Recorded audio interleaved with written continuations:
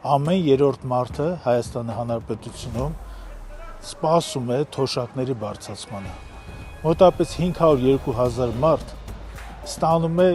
ոչ թե աղքատիկ թոշակ, ստանում է սովամահության, դատապարտման, այդ թուղթը, այդ թոշակը։ 36,000 դրամով գոյատևել հնարավոր չի։ Դրանով հաց էլ չես գնի,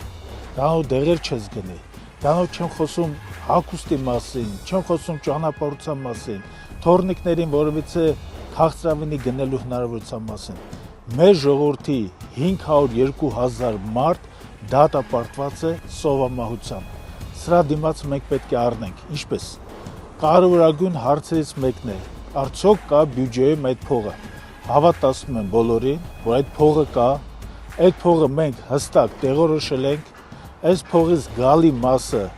հարկային վարձատրության մեջ է եւ այո, երկրում պետք է հաստատվի